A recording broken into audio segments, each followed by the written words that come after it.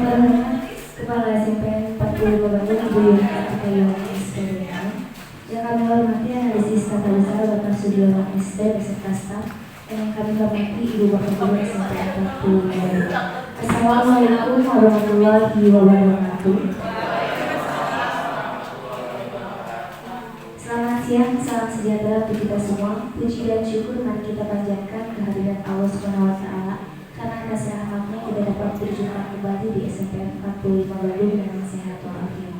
Salam dan salam kita curahkan kepada junjungan besar kita Nabi Muhammad SAW, kepada keluarganya, sahabatnya, dan sampai kepada kita sebagai umat. Hari ini yang berbahagia, tepat hari ini SMPN 45 mengadakan kegiatan komunitas belajar SMPN 45 Bandung, di mana tujuannya terbentuk komunitas ini untuk meningkatkan kompetensi setiap anggota melalui aktivitas dengan sharing dan diskusi. Untuk itu mudah-mudahan kegiatan ini diberikan kelancaran dan kemudahan hingga selesai. Baik, acara selanjutnya kita akan mendengarkan bersama-sama laporan Ketua Komunitas Belajar SMPN 45 Bandung kepada Ibu Yeni Heriani S. Manggen. Kepadanya dipersilakan.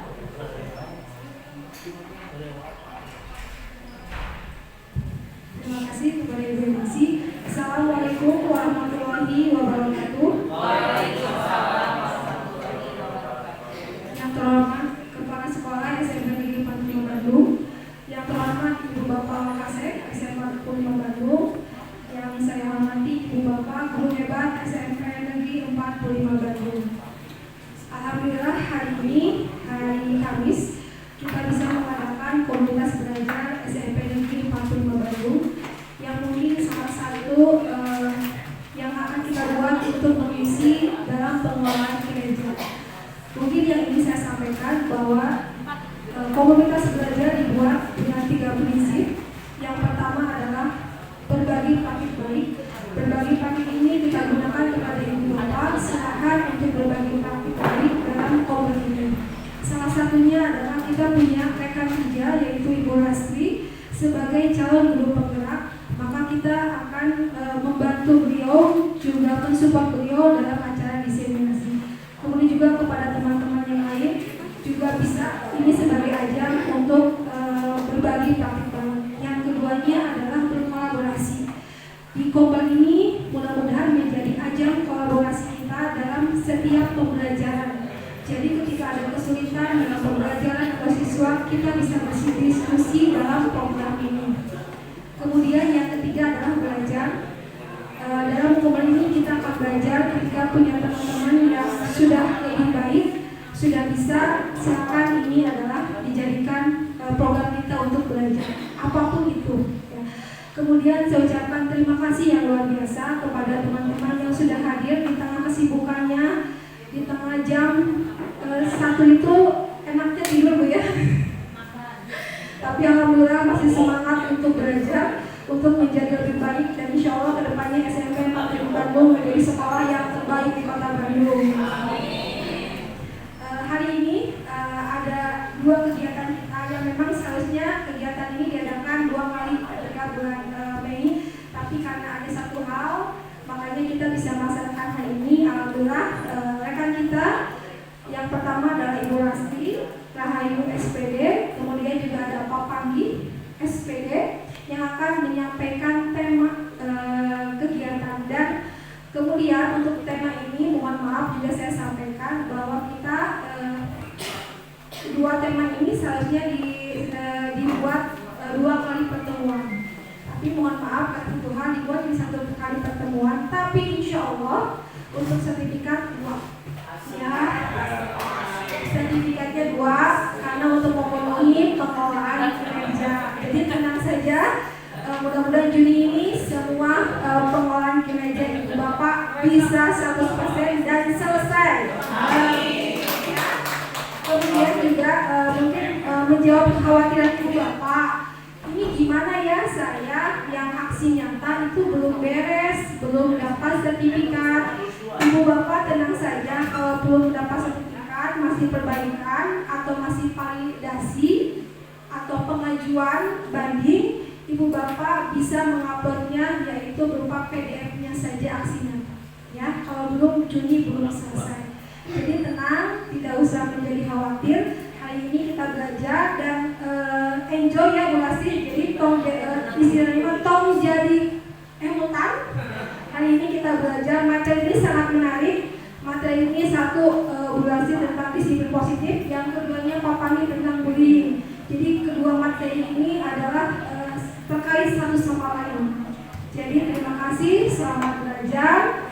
Selamat menikmati hari ini dan kita bersenang-senang ya. Sekian yang dapat saya sampaikan. Assalamualaikum warahmatullahi wabarakatuh.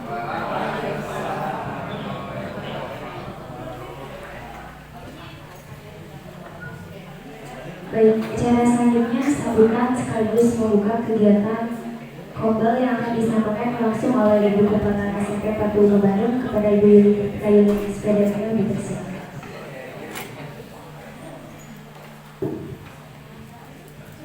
Bismillahirrahmanirrahim. Assalamualaikum warahmatullahi wabarakatuh. Bapak Ibu yang saya hormati, yang saya banggakan, alhamdulillahirrahmanirrahim, pada siang ini kita kembali mengadakan kegiatan Kombel seperti tadi disampaikan oleh Ibu ini sebagai Ketua Kombel sebagai 45 Bandung.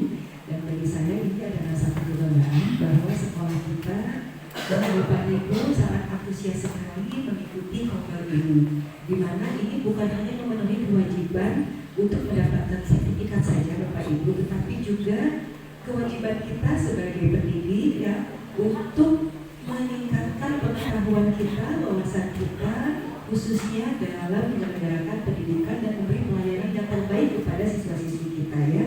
Pada kesempatan ini sangat berbahagia sekali bahwa Bu Lastri mendapat kesempatan untuk berbagi praktik baik itu ya, tentang budaya positif gitu.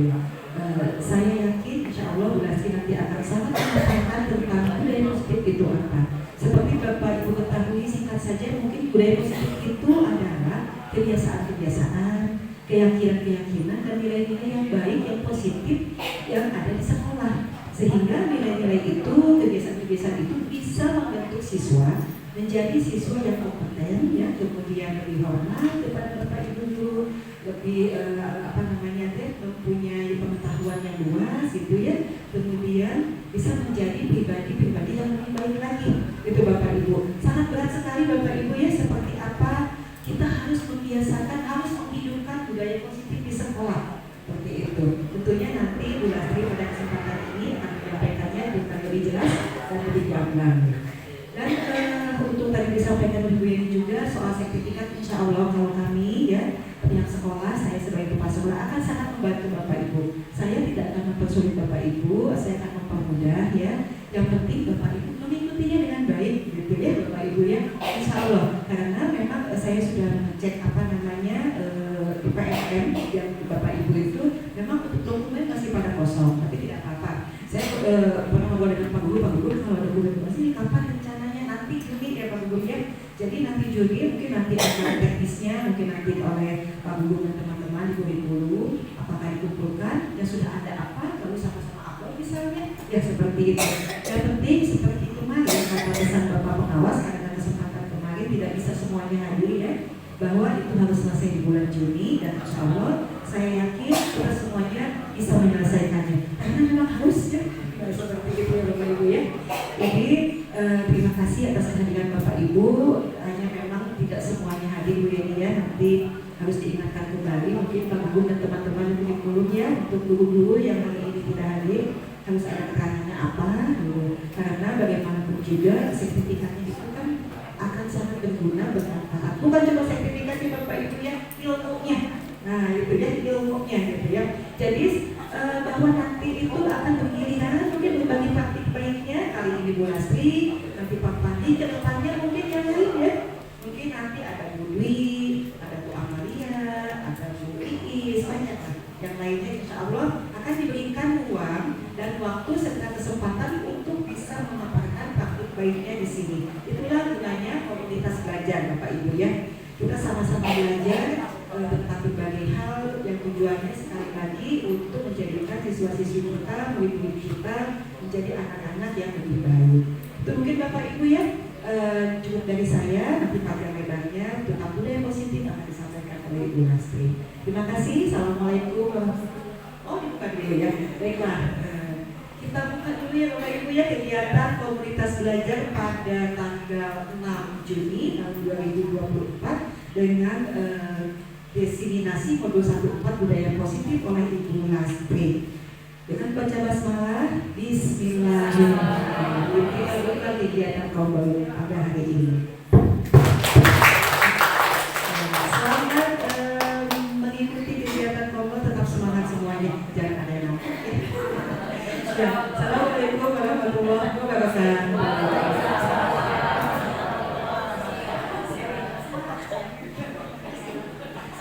Baik, selanjutnya memasuki acara inti yaitu pemaparan materi. Hari ini akan ada dua materi yang akan dipaparkan, yaitu yang pertama materi budaya positif dan yang kedua materi bullying.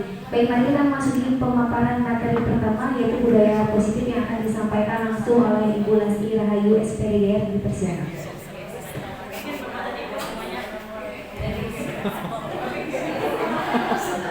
Assalamualaikum warahmatullahi wabarakatuh.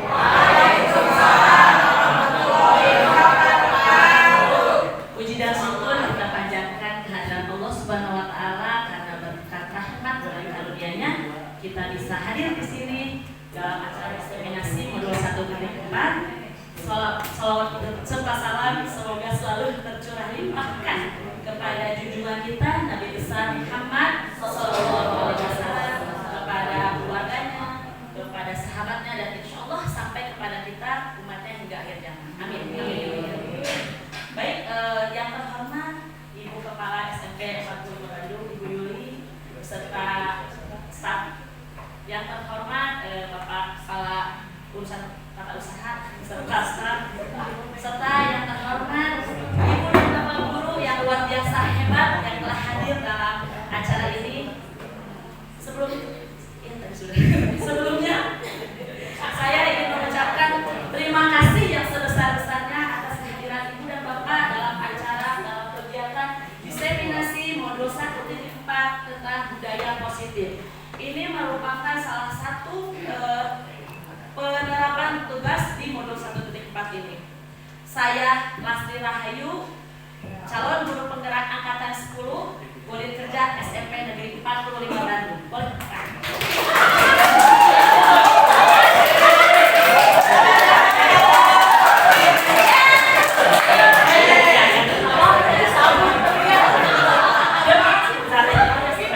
Jadi kelancaran acara ini alangkah baiknya kita mulai dengan membacakan Bismillah.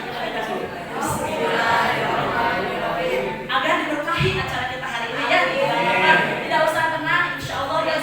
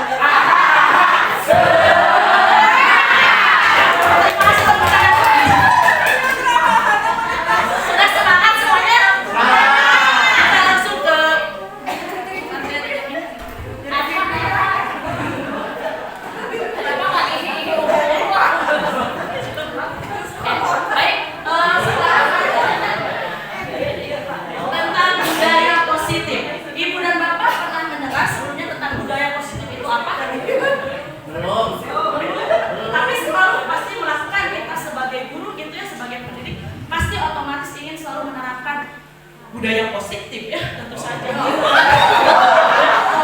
Asal jangan positif COVID ya Pak Bos. Ya, kalau positif ini, insya Allah kita gali sekarang ilmunya. Baik, budaya positif di sekolah yaitu nilai-nilai dan kebiasaan-kebiasaan di sekolah yang berpihak pada murid agar mereka dapat berkembang menjadi pribadi yang kritis, penuh hormat dan bertanggung jawab. Luar biasa sekali bahwa budaya positif itu adalah suatu nilai-nilai kebajikan, suatu nilai-nilai yang sangat baik diterapkan kepada murid-muridnya. Selain itu pun untuk diri kita pun budaya positif ini perlu selalu dikembangkan. Begitu. Next. Apa saja sih yang berada dalam lingkup budaya positif? Yang pertama ada paradigma perubahan. Kemudian yang kedua ada makna disiplin itu apa? Yang ketiganya ada teori motivasi, hukuman, penghargaan, dan restitusi. Kemudian selanjutnya ada keyakinan kelas. Kemudian ada kebutuhan dasar manusia dan dunia berkualitas. Ada 5 posisi kontrol kita sebagai guru. Dan yang terakhir ada segitiga restitusi. Ada apa sih tentang ini semua? Mari kita lihat lebih lanjut lagi. Let's go. Oke. Baik, perubahan paradigma. Di sini ada suatu kegiatan. Ibu dan Bapak guru bisa mengikuti kegiatan ini semuanya. Misalnya ada 2 orang, si A dan si B. Dia diberikan cari kertas ceritanya. Anggaplah teman sebelahnya, gitu ya. Teman sebelahnya menuliskan satu benda berharga. Dia berusaha untuk menggenggam kertas itu karena kertas itu berisikan benda berharga dia. Digenggam. Teman yang satunya lagi berusaha ingin mengambil kertas itu. Bagaimanakah respon Bapak Ibu untuk menjaga benda berharga Bapak Ibu kira-kira? Agar tidak bisa diambil orang. Dipegang dengan erat-erat. Ada lagi, Bapak dipegang dengan erat-erat agar dia tidak boleh dipegang dengan berat, dimasukkan ke dalam celana, dia boleh tertutup. Anda dengan erat masukkan satu celana dan di ruang tertutup. Luar biasa ya. Ada lagi disembunyikan. Gimana? Dikepan. Luar biasa. Berarti ketika itu barang berharga, kita berusaha untuk menjaganya agar tidak diambil oleh orang lain. Begitu ya. Nah, kita akan lihat sekarang apa sih perubahan paradigma di sini. Nah, perubahan paradigma teori kontrol atau teori pilihan atau dinamakan dengan ilusi kontrol. Di sini teori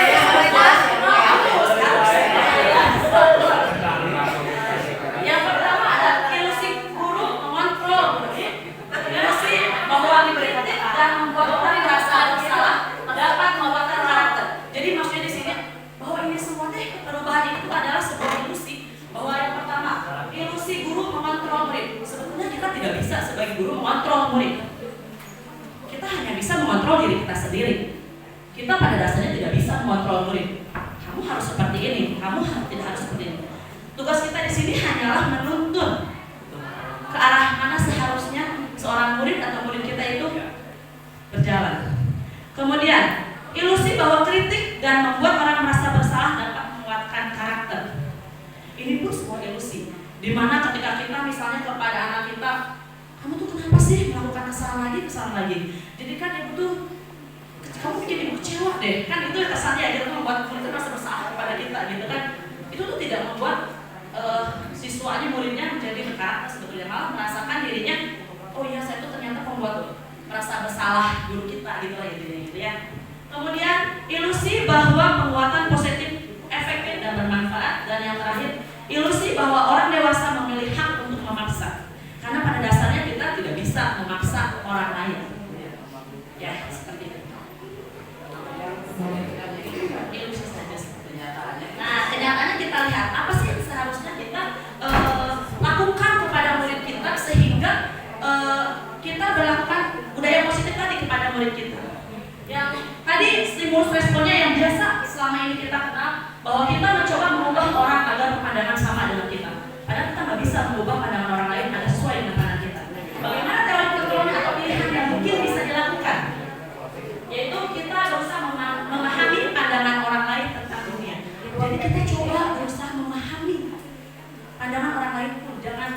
Tidak harus orang lain mengikuti apa yang menjadi pandangan kita. Baik teori pilihannya seperti itu. Kita tidak bisa mengubah orang lain menjadi sesuai dengan apa yang kita mau, seperti itu. Kemudian, perilaku buruk dilihat sebagai suatu kesalahan. Biasanya kita memandang bahwa perilaku buruk itu adalah kesalahan fatal yang tidak bisa diubah, mungkin begitu. Tapi di teori pilihan ini atau teori kontrol ini, bahwa semua perilaku itu memiliki tujuan.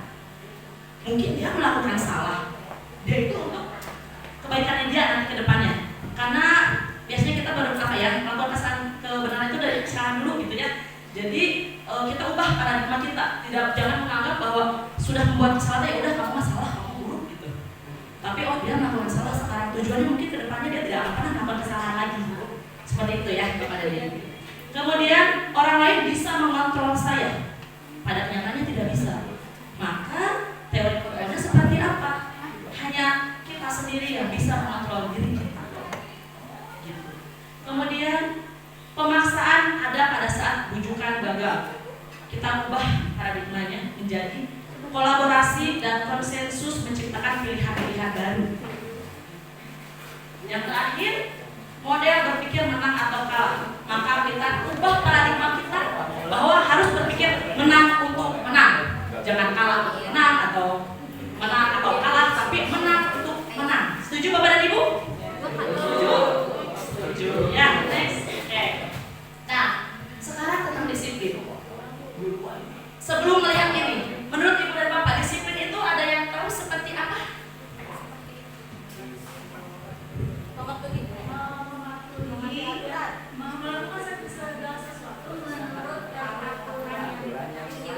Menurut Ibu Amel, bahwa disiplin itu adalah mematuhi segala sesuatu sesuai aturan yang ditetapkan. Yang lain ada yang berpendapat apa itu disiplin? Bapak? Komitmen dan taat asas.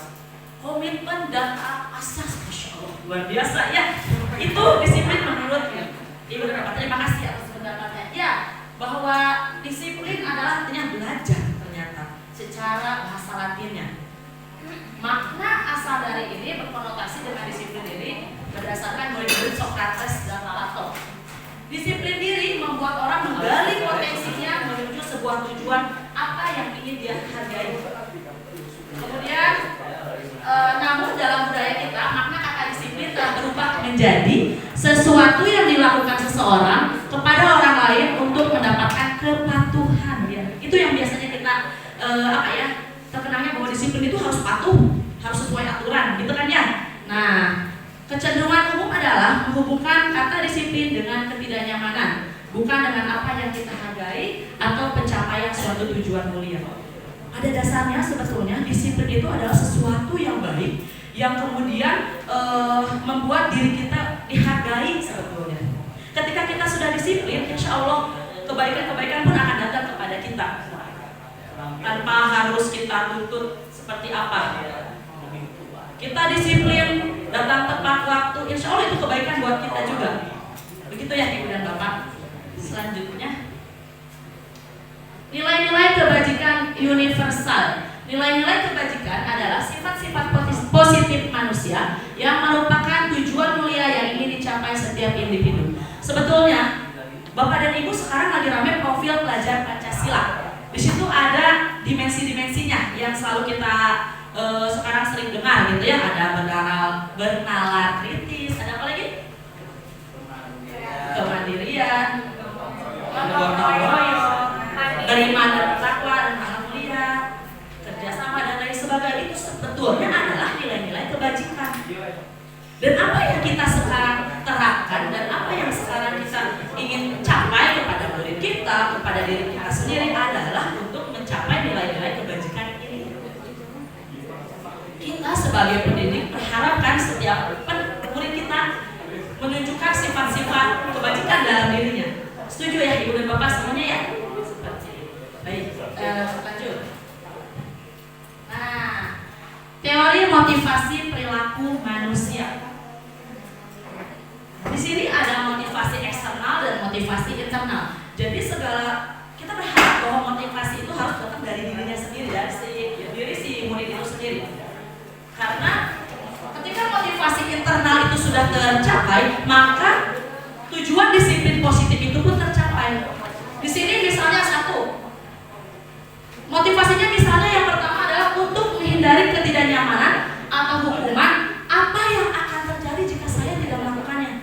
Ini hanya sebatas teori motivasi eksternal. Jadi hanya kalau kita dapat hadiah, kita mau ngacu pertanyaan, jawab pertanyaan. Kalau kita misalnya dapat reward dari kepala sekolah, kita mau datang tepat waktu, misalnya gitu ya. Kita mau misalnya anak kita ranking 1 misalnya harus seperti apa gitu. Ada embel-embel. Itu hanyalah sebuah motivasi eksternal. Yang ketika dia tidak mendapatkan apa yang dia harapkan gitu ya. Misalnya, kok hari ini saya nggak dapat hadiah karena sudah bertanya. Kedepannya dia mungkin akan stop, nggak mau bertanya lagi. Nggak dikasih hadiah lagi. Mungkin saat itu akan stop bertanya lagi. Jadi motivasi eksternal di situ yang terjadi. Yang kedua, untuk mendapatkan imbalan dari orang lain atau institusi. Apa yang akan saya dapatkan apabila saya melakukannya? Ini pun sama, masih motivasinya eksternal dari luar. Kamu akan dapat ini. Kalau kamu lakuin ini, kalau enggak, kamu gak akan dapat. Pada akhirnya tidak akan bertahan lama. Itu mungkin hanya bertahan 1 kali 2 kali gitu ya. Kedepannya, masa nggak dapat hadiah lagi atau seperti apa gitu ya. Yang paling baik yaitu motivasi internal, di mana tujuan disiplin positifnya itu akan tercapai. Dia berusaha disiplin untuk menghargai dirinya sendiri, tidak berusaha mendapatkan sesuatu dari orang lain. Dan ini yang akan kita harapkan dari murid-murid kita kelak. Setuju ya Ibu dan Bapak? Bahwa disiplin yang baik itu harus berasal dari diri kita sendiri, sehingga orang lain akan menghargai diri kita. Sekarang, hukuman dan penghargaan. Jangan dulu dipindah. Sebelumnya jangan dulu dipindah. Hukuman dan penghargaan. Apa biasanya kalau kita mendengar kata hukuman dan penghargaan, kira-kira apa yang terlintas di pikiran Ibu dan Bapak? Hukuman negatif. Biasanya pelanggaran itu hukuman. Kesalahan itu sebuah hukuman. Mendapatkan hukuman. Ada lagi. Penghargaan itu prestasi. Ada lagi. Oke, kita lihat selanjutnya. Ya, ada apa di sini? Ibu dan Bapak, perhatikan kalian yang pertama, kira-kira bisa menebak itu adalah sebuah hukuman atau konsekuensi. Mencatat 100 kali di dalam buku kalimat, saya tidak akan terlambat lagi karena terlambat ke sekolah. Itu hukuman atau konsekuensi? Hukuman. Ibu dan Bapak pegang jawabannya ya. Nanti kita lihat jawabannya apa. Hukuman yang pertama ya. Kita lihat yang kedua. Lari mengelilingi lapangan basket 2 kali karena terlambat hadir di sekolah. Apa itu? Hukuman. Yang ketiga, murid diminta untuk push up 15 kali karena tidak menggunakan masker ke sekolah. Hukuman. Kita lihat nanti ya jawabannya ya. Lanjut. Menggantikan kertas tugas teman yang telah dicoret-coret. Konsekuensi. Oke. Keep dulu jawabannya ya. Nanti kita lihat jawabannya. Next. Membersihkan tumpahan air di meja tulis karena kesenggol saat belajar. Konsekuensi atau hukuman? Konsekuensi. Next. Murid disuruh untuk mengenakan sepatu seharian di sekolah karena tidak mengenakan sepatu hitam. Hukuman. Oke, terakhir ya. Lari mengelilingi lapangan basket 2 kali karena terlambat 10 menit untuk pelajaran PJOK. Ini hukuman atau konsekuensi untuk PJOK? Hukuman. Kita lihat jawabannya ya, hukuman atau konsekuensi. Betul tidak ya? Konsekuensi ternyata. Karena yang satu betul ya. Hukuman. Yang kedua betul.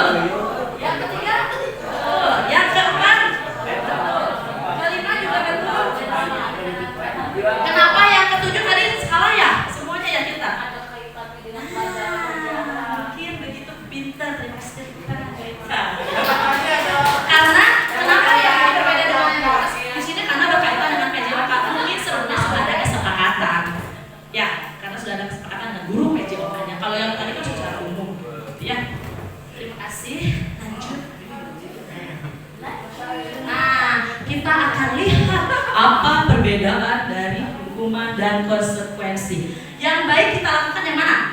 Hukuman atau konsekuensi? Konsekuensi. Jadi kalau hukuman berasa gitu ya dihukum ya. Tapi kalau konsekuensi, ya saya sudah saya harus terima konsekuensinya. That's right. Hukuman sesuatu yang menyakitkan harus terjadi. Itu jahat kalau saya bilang ya, jahat banget ya. Kalau konsekuensi memang harus terjadi. Karena saya udah melakukan salah, ya terima dong konsekuensinya. Tapi kalau hukuman, please lah, kita masih belajar, tidak perlulah langsung dihukum begitu saja. Setuju ya? Setuju. Kedua, membuat anak sakit fisik maupun hati untuk jangka waktu lama. Betul ya, hukuman pasti akan begini ya, membuat sakit hati. Jangan murid kemudian kita pun setelah dewasa ini, kalau sudah sakit hati, ya sulit gitu ya. Oke, next. Membuat anak merasa tidak nyaman dalam jangka waktu pendek. Memang anak itu tapi kalau judulnya konsekuensi sesaat, ya memang saya sih yang salah. Ujung-ujungnya itu harapannya kan. Nah, karena agar kedepannya ya saya berarti kedepannya tidak boleh melakukan kesalahan mungkin ya. Anak membenci kedisiplinan, pada akhirnya ketika hukuman yang diterapkan, anak lama-lama akan membenci disiplin. Mungkin kagoklah, sekalian aja saya berlaku seperti ini, gitu kan. Tapi kalau konsekuensi, anak akan menghargai sebuah disiplin. Oh iya, memang harus disiplin agar saya tidak mendapatkan hal yang tidak diinginkan, gitu ya. Kemudian hukuman itu sebuah paksaan dari si pemilik aturan, si pemilik hukuman itu tadi, gitu ya. Tapi kalau konsekuensi ada stimulus, ada tambahan. Selanjutnya, hukuman mendorong anak menyakiti dirinya sendiri, sedangkan konsekuensi mendorong anak untuk menyesuaikan diri. Ya, lama-kelamaan si anak akan sadar apa yang harus dilakukan, apa yang tidak akan dilakukan dengan konsekuensinya sendiri. Kemudian konsep diri yang buruk adalah sebuah hukuman dan konsep diri yang baik adalah sebuah konsekuensi. Anak belajar untuk menyembunyikan kesalahan karena takut dihukum, jadi mending gak jujur, biasanya begitu ya. Tapi kalau konsekuensi, anak belajar untuk mematuhi aturan. Daripada saya harus aturan biar gak kena konsekuensi setelah saya melakukan kesalahan. Selanjutnya akan ada rasa tadi ya, anak murid kita keliling lapangan 10 kali misalnya, atau nulis 20 halaman atau seperti apa, pasti anak akan merasa marah, merasa bersalah, merasa dipermalukan, merasa tidak dihargai, apalagi di lapangan mungkin orang banyak yang menonton. Tapi kalau konsekuensi, ya mungkin dia hanya kehilangan hak dan dibuat tidak nyamannya sementara. Dan saya yakin ketika itu sebuah konsekuensi pasti ada kesepakatan antara kedua belah pihak. Gitu. Ya. Oke, lanjut. Tebak gambar dulu yuk. Ada yang bisa menebak? 1, 2, 3 apa? Ukuran aja. Ukuran sepatu. Ini mas selingan aja. Selingan ya. Ya, ukuran sepatu. Tepuk tangan. Itu ya bonusnya, semua dapat. Next. Ini apa ini? Siapa yang bisa jawab? Betul, lihat, betul. Kita lihat terus. Tepuk tangan. Berarti masih hebat kalian. Asli. Ya. Next, ini mas selingannya biar. Nah, mengapa harus keyakinan kelas bukan peraturan kelas? Why? Kenapa? Kenapa?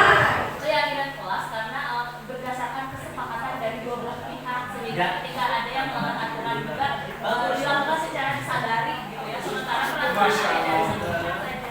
Masya Allah. Betul, setuju nggak? Setuju. Ibu bagaimana?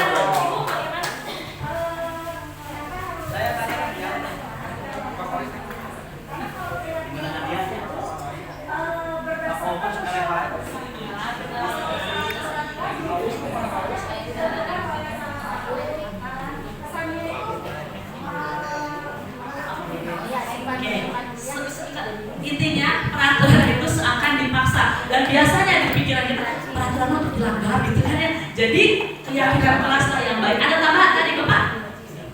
Kalau peraturan itu sifatnya ditempel di dinding. dari kaca. Kalau keyakinan itu Dipegang di hati. Berarti kita semua yang ada di sini, terima kasih Pak Dhani, setuju tidak dengan kalimat keyakinan kelas? Atau peraturan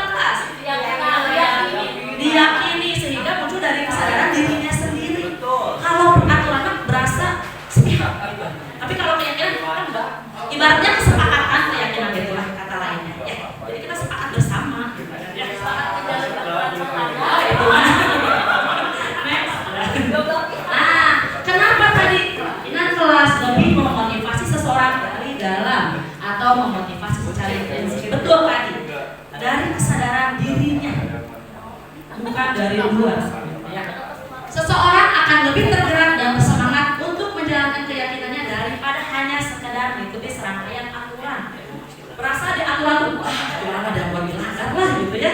Tapi kalau keyakinan, kesepakatan, saya ikut andil di dalamnya membuat kesepakatan itu, malu dong kalau kita mau melanggarnya.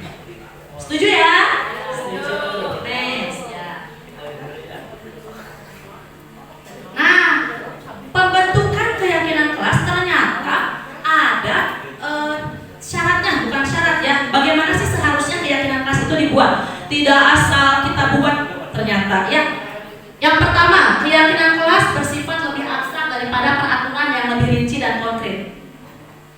Jadi kalau peraturan mah tidak boleh memakai sepatu warna lain misalnya gitu-gitu. Tapi kalau keyakinan kelas lebih bersifat abstrak, nanti kita lihat contohnya ya.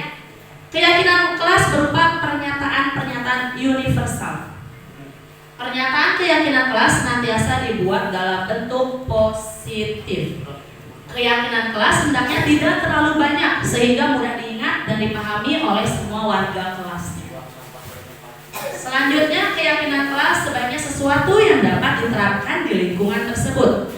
Semua warga hendaknya ikut berkontribusi dalam membuat keyakinan kelas melalui lewat surat pendapat. Dan kemudian bersedia meninjau kembali dari waktu-waktu si keyakinan kelas itu. Jadi apa yang masih cocok, apa yang tidak boleh direvisi, itu keyakinan kelas. Oke. Next. Nah, kita lihat di sini. Ini kan peraturan biasanya kalimatnya begini ya. Selalu dikembalikan buku ke tempatnya. Kira-kira keyakinan kelas itu seperti apa sih? Dilarang mengganggu orang lain. Keyakinan kelas harusnya bagaimana sih kalimatnya? Coba, kalau yang pertama, selalu kembalikan buku ke tempatnya, itu untuk keyakinan kelasnya biasanya apa nih? Misalnya kayak tanggung jawab kah, atau saling menghargai kah, atau apa ya? Kalau selalu kembalikan buku ke tempatnya misalnya tanggung jawab ya. Jadi keyakinan kelas itu kalimat-kalimatnya bertanggung jawab misalnya, saling menghargai, seperti itu. Contoh yang kedua, dilarang mengganggu orang lain, berarti apa? Ya saling menghargai, bisa saling menghormati. Apalagi nih kalimat keyakinan kelas?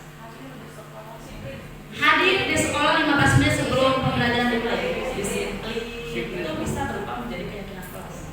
Abstrak ya, karena nggak ada contoh realnya gimana. Tapi itulah keyakinan kelas. Nanti mungkin akan dijabarkannya dalam diskusi-diskusi begini, misalnya dengan murid kita. Kemudian dilarang melakukan kekerasan.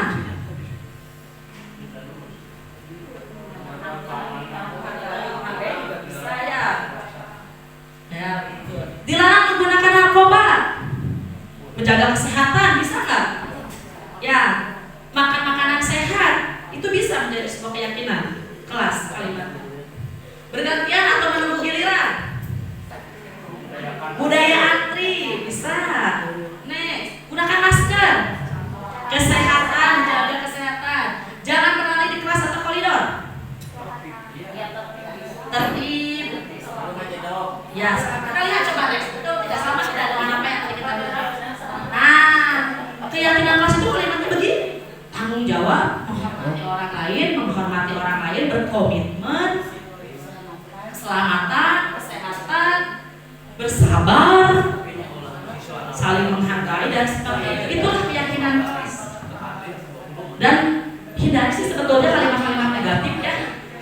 Ya, jadi jangan sering menggunakan kata jangan atau tidak gitu ya. Lebih baik kalimat positifnya yang kita pakai. Next. Nah, Ibu dan Bapak, di sini itu kita manusia ya, semuanya. Nah, manusia itu mempunyai kebutuhan dasar yang sama pada dasarnya semuanya. Ada 5 kebutuhan dasar kita itu yang haruslah kasarnya kepenuhi, kalau tidak tuh merasa ada yang kurang gitu ya. Yang pertama, bertahan hidup. Setuju tidak bertahan hidup itu kebutuhan dasar? Contohnya bertahan hidup itu seperti apa? Makan, sandang, terpenuhinya sandang, pangan, papan. Ada lagi bertahan hidup. Bermain. Bermain.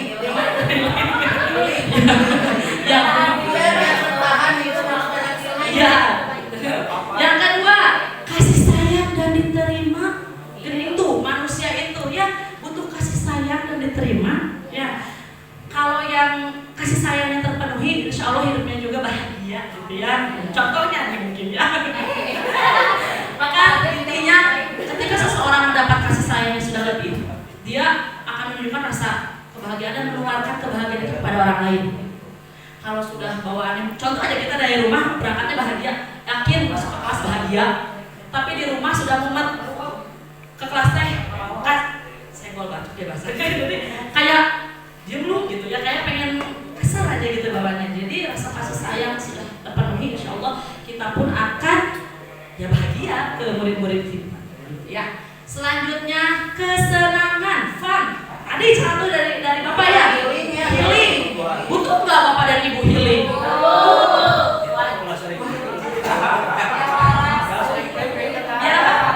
Biar waras. Berarti mau ngajak healing kita. Saya nggak healing, ada Bapak healing besok ya.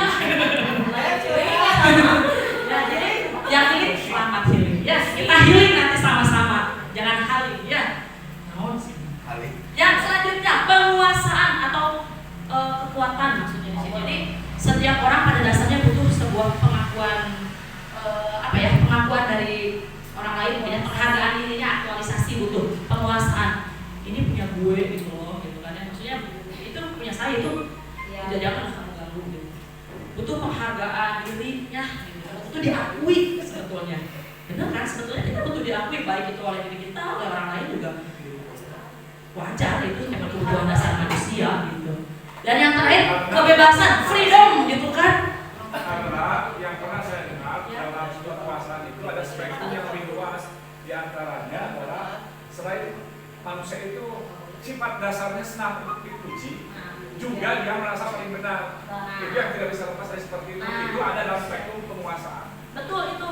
Maka memang pada dasarnya betul kata Bapak itu gitu ya, bahwa pada dasarnya setiap manusia itu senang akan dipuji tadi. Maka penguasaan ini termasuk ke dalam salah satu kebutuhan dasar manusia. Dan mungkin kalau salah satunya tidak terpenuhi akan merasa kurang puas lah dengan dirinya, akan merasa ada kecewa dengan dirinya gitu ya.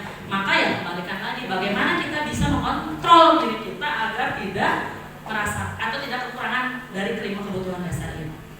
Begitu ya. Tepuk tangan dulu dong. SMP 45. Oke. SMP 45. Oke. Ya, lanjut. Nah, ada 5 posisi kontrol kita sebagai guru yang biasanya kita lakukan. Ternyata yang pertama penghukum. Pernah nggak Ibu dan Bapak melakukan mengontrol diri kita sebagai penghukum? Pernah. Pernah. Pembuat rasa bersalah? Pernah. Pernah. Teman? Pernah. Pernah. Pemantau? Pernah. Pernah. Manajer? Pernah. Pernah. Kita lihat apa perbedaan kelimanya. Nah, ini penjelasan sedikit. Jadi 5 posisi kontrol ini di mana sih posisi kita sebagai pendidik, sebagai guru? Yang pertama penghukum. Seorang penghukum bisa menggunakan hukuman fisik maupun verbal. Orang-orang yang menjalankan posisi penghukum senantiasa mengatakan bahwa sekolah memerlukan sistem atau alat yang dapat lebih menekan murid-murid tadi. Intinya penghukum itu seakan kamu harus begini, kalau tidak begini kamu nggak pakai sepatu ini keliling lapangan gitu. Nah, itu berarti penghukum. Kadang saya nih misalnya di kelas, kamu nggak ngerjain PR berdiri di depan, itu penghukum. Kalau pernah gitu ya, kamu nggak ngerjain PR, tunggu di luar. Nah itu penghukum. Pernah kan kita berada di posisi itu ya. Nah kita lihat nanti posisi kontrol itu baiknya kita ada di mana gitu lah ya. Nah, pembuat rasa bersalah, biasanya guru akan bersuara lebih lembut. Pembuat rasa bersalah akan menggunakan keheningan yang membuat orang lain merasa tidak nyaman, bersalah. Pernah nggak? Lagi kalian mah selalu aja kayak gini berisik, ibu bicara soal kamu mah diulang lagi nggak ngerjain tugas. Ibu tuh udah kurang emosi ke kalian teh. Nah, kurang emosi bisa. Pernah kan ibu dan bapak? Nah, itu membuat rasa bersalah kepada ibu teh sudah segini orangnya panjang lebar dari atas sampai bawah tapi nggak ada yang masuk satupun. Nah itu membuat rasa bersalah. Nggak kasihan gitu kalian ke ibu? Itu bisa. Kalau teman, guru pada posisi ini tidak akan menyakiti murid, namun akan tetap berupaya mengontrol murid melalui persuasi. Jadi kayak ajak-ajak teman aja seperti apa, gitu ya. Posisi teman ada pada posisi bisa negatif, bisa positif sih sebetulnya. Ada positifnya dan negatifnya kalau teman. Positif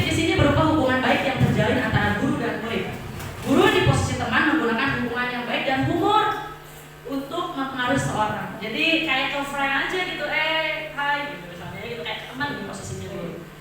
Pak, assalamualaikum, bu, assalamualaikum misalnya. Jadi kayak bahasanya tuh kayak kelihatannya kayak ke teman tuh seperti apa gitu. Kadang sifatnya positif, kadang sifatnya negatif. Karena suka kedepannya suka jadi apa tuh namanya kebablasan gitu kan ya.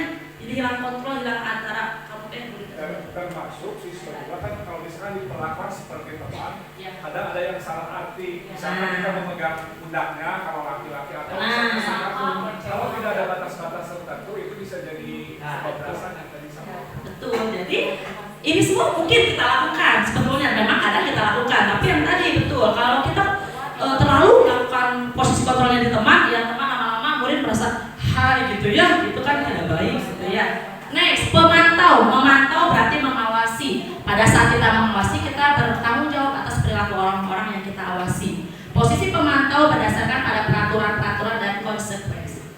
Dan yang terakhir, manajer.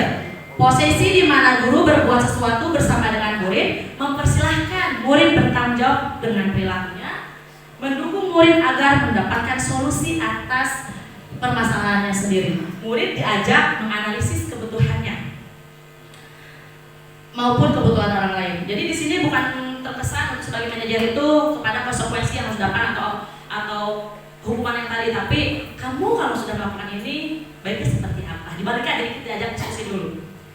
Kita lihat selanjutnya. Boleh bertanya dulu? Boleh ada. Dalam posisi yang tadi disampaikan, posisi kontrol itu kan lebih mengangkat antara pola interaksi dan komunikasi guru dan siswa. Terus misalkan dalam posisi kasuistik saya misalkan di suatu kelas, pengkondisian kelas dan segala macam, misalkan saya tidak bisa, terus misalkan si guru malah keluar meninggalkan kelas, masuk posisi mana? Nah, posisi kontrol tidak.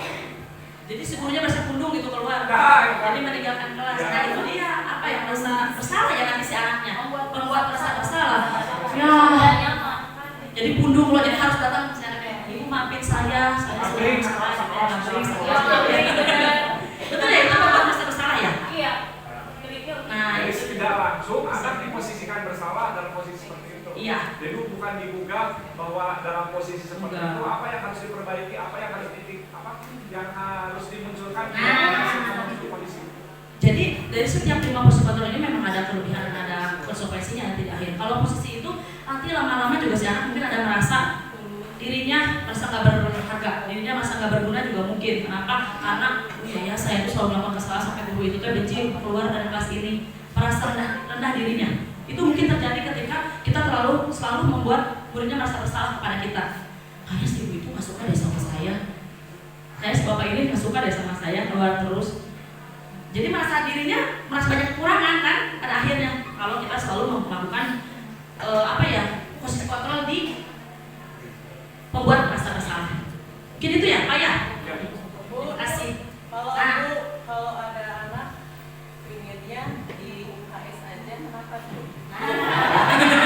Kalau ada anak pengen di UKS aja ada apa tuh? Kita sebaiknya melakukan posisi di mana nih kira-kira? Iya, posisi kontrol yang mana? Manajer kah, hukuman kah, teman penghukum kah, pemantau? Manajer. Berarti dia dimarahin di UKS kemarin penonton atau gimana?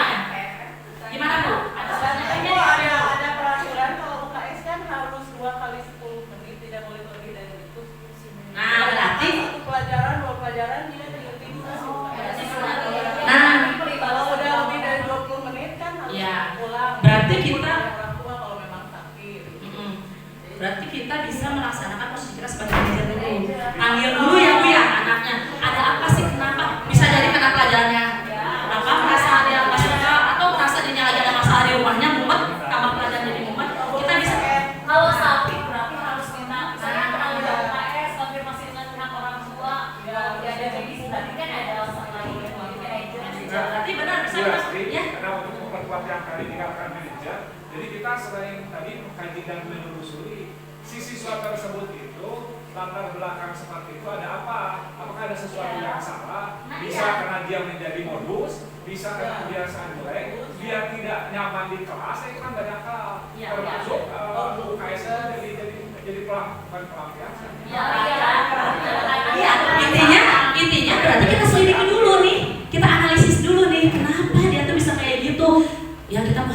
diri ya Pak Adi ya, bahas aja ya. Kita muhasabah diri kita dulu deh. Kalau sebelum kita mungkin memanggil anak didik kita, kalau saya udah benar belum nih ngajar, saya mungkin marah-marah wae jadi nggak mau pelajaran saya. Udah gitu kita diskusi dengan guru lain. Gimana Bu? Gimana? Kalau anak yang lainnya mah? Ya makanya ini untuk anak itu dulu sebelum baik ya sebelum ke orang lain kita dulu muhasabah misalnya dari kita. Udah saya mah udah merasa benar tuh anak-anak yang lain suka sama saya. Oh berarti kita tanya ke guru yang lain. Sama nggak sih kalau di pelajaran ibu dan bapak seperti saya anak ini kesini ternyata sama. Oh kalau ternyata sama si muridnya ada masalah mungkin di dirinya, entah itu di keluarganya, entah itu di lingkungan temannya, bisa dia dibully Bu saya di kelas atau saya nggak nyaman Bu jadi mendingan di OKS aja, di rumah saya takut nggak bisa pulang, di sekolah saya nggak mau belajar dan di kelas ada teman-teman yang jahil sama saya misalnya. Jadi kita analisis dulu, kita panggil dulu, kita tanya dulu, diskusi dulu, heart to heart gitu ya, ajak ngobrol dulu. Gitu. Setelah tahu baru kita bisa loh ini berkolaborasi dengan rekan yang lain, tidak harus oleh kita ya Bu ya. Karena setelah mungkin kalau sudah diskusi dengan orang lain dan ternyata kasusnya sama, kita akan bisa bersama-sama mencari solusinya. Setuju ya Ibu dan Bapak? SMP 45? Oke. SMP 45? Oke. Semangat. Berapa menit lagi ya? Next. Oke. Posisi kontrol apa aku? Terlambat lagi, pasti terlambat lagi. Selalu datang terlambat. Kapan bisa datang tepat waktu? Kira-kira ucapan ini selalu diucapkan oleh guru sebagai posisi kontrol apa? Menghukum. Kita lihat, menghukumkah? Deng deng. Lanjut. Terus, ini. Neng, kamu ini bagaimana ya? Kamu kan sudah berjanji dengan ibu tidak akan terlambat lagi. Kamu kenapa ya sering sekali mengecewakan ibu? Ibu benar-benar kecewa. Kalian. Next. Next. Nih, kita di mana nih? Jam, ayolah. Bagaimana sih kamu kemarin kamu sudah janji ke bapak bukan? Kenapa terlambat lagi sambil tertawa nih? Ya sudah tidak apa-apa. Duduk dulu sana nanti Pak Guru bantu. Kamu ini senyum-senyum. Salah apa? Teman. Kita lihat, teman. 100.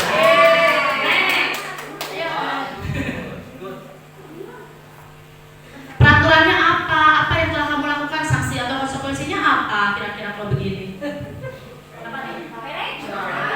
Manajer, pengawas, apa izin dari Allah?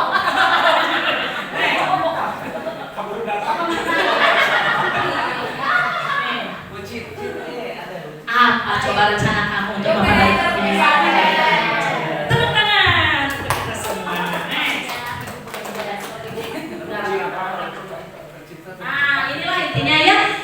Apa perbedaan antara posisi kontrol sebagai penghukum, sebagai pembuat rasa bersalah, teman, pemantau, dan manajer. Dan kita insya Allah berharap kita itu bisa menjadi seorang manajer untuk diri kita, untuk keluarga kita. Next. Ada berapa lubang di kaos ini? Kita tebak-tebakan dulu biar happy. 1, 2, 3, 4, 5, 6, 2.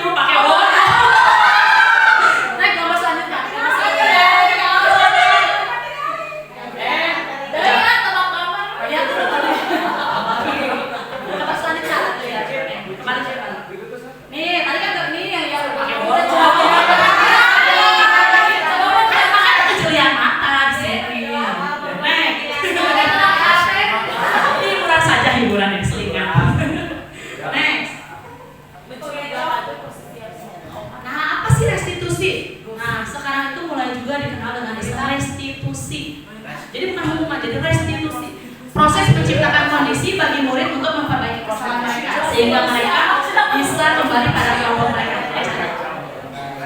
Apakah tadi dengan prostitusi? Nanti kita lihat langsung ke segitiga restitusi saja ya. Yang sekarang lebih butuhkan lagi. Pak Arisa prostitusi. Nah, ini yang segitiga restitusi ini yang baik dilakukan. Pertama, menstabilkan identitas. Kedua, validasi tindakan yang salah, dan yang ketiga adalah menanyakan keyakinan. Jadi gini, kemarin saya sudah melakukan mencoba kepada murid saya melakukan segitiga restitusi, melakukan ini.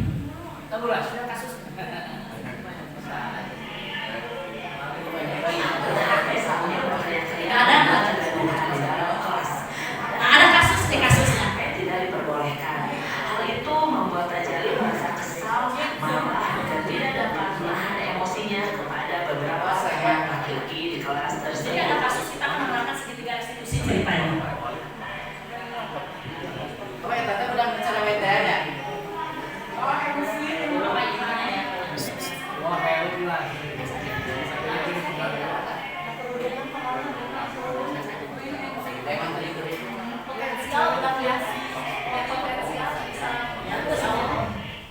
Jadi ada satu kasus ceritanya di kelasnya itu kan udah kesepakatan kelas bahwa kita tidak boleh bermain HP. Satu hari bermain HP si anak-anak di kelas laki-laki itu, anak-anak perempuan tidak terganggu, dia marah gitu sampai kamu main HP terus. Saya coba untuk memanggil si anak-anak ini kan pasti terganggunya. Jadi kita coba tanya, diskusi kenapa kamu tadi marah, apa yang terjadi. Kita tanya dulu, kamu tuh kenapa gini-gini. Jadi si anaknya jangan, terus kamu kenapa tadi marah? Oh gak apa-apa, kamu mungkin karena wajar, mungkin kamu gini-gini. Nah itu segitiga restitusi, jadi proses-proses di mana si anak itu sampai akhirnya, oh iya saya kedepannya gak akan lagi melakukan hal itu. Baik Bu, terima kasih, saya juga salah, saya akan minta maaf ke teman-teman karena sudah marah gitu. Ya itu segitiga restitusi. Jadi ada 3 tahap. Yang pertama menstabilkan identitas, yang kedua tadi validasi tindakan yang salah. Wajar kamu melakukan kesalahan. Menurut kamu solusinya apa? Ibu di sini bukan untuk mencari siapa yang salah, siapa yang betul, tapi ibu ingin tahu kenapa alasan kamu melakukan itu. Kira-kira yang baik solusinya seperti apa kalau kamu sudah melakukan itu? Nah seperti itu segitiga restitusi. Kemudian menanyakan keyakinan. Coba ingat-ingat lagi, keyakinan apa sih yang sudah kita buat di kelas? Misalnya kita tadi apa, saling menghargai Bu, saling menghormati Bu. Nah berarti masih ingat, kedepannya kita laksanakan lagi yuk keyakinan kelasnya. Dan ini segitiga restitusi ini ternyata saya coba kemarin, ya efektif gitu, cukup efektif gitu ya. Nah kasus 2, teman laki-laki di kelasnya. Dennis mengejek dan menghina Fizikia. Ia merasa sakit hati karenanya. Ternyata bukan sekali ini Dennis mengejek dan menghina Fizikia. Dennis menganggap apa yang dilakukannya itu hanya iseng dan bercanda.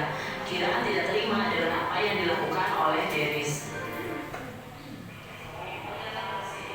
Jadi kayak gue kayak kita kalau bosi gitu misalnya.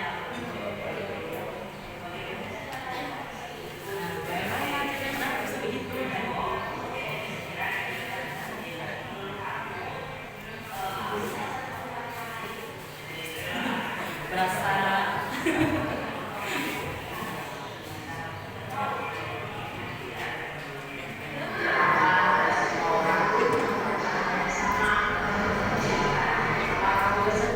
nah intinya melalui segitiga restitusi kembali ke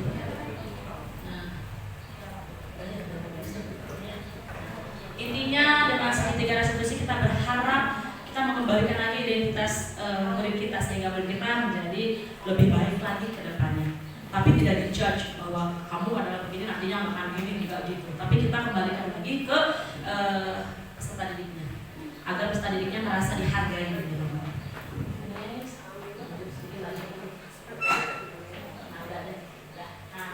Mungkin itu saja yang ingin saya jelaskan.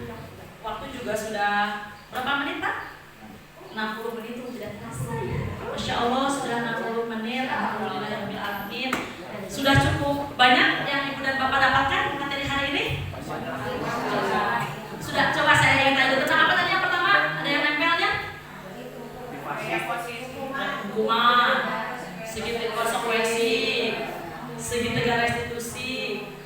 kontrol dan lain sebagainya.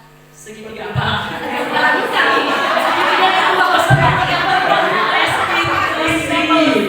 Oke, baik. Ya mungkin itu saja yang bisa saya sampaikan di diseminasi kali ini. Semoga apa yang saya dapatkan, semoga apa yang saya bagikan ini menjadi bermanfaat buat kita semua. Amin. Semoga tetap sehat dan tetap semangat. Assalamualaikum warahmatullahi wabarakatuh.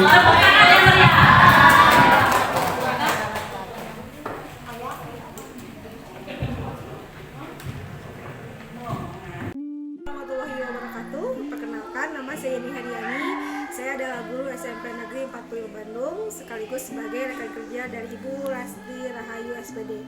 Alhamdulillah, Bu Lasti Rahayu sudah melaksanakan diseminasi tentang budaya positif. Apa yang disampaikan oleh beliau sungguh luar biasa dan ini berguna buat guru-guru SMP Negeri 45 Bandung, di mana dalamnya bahwa menjadi guru itu tidak mudah. Kita mau jadi guru apa? Gitu.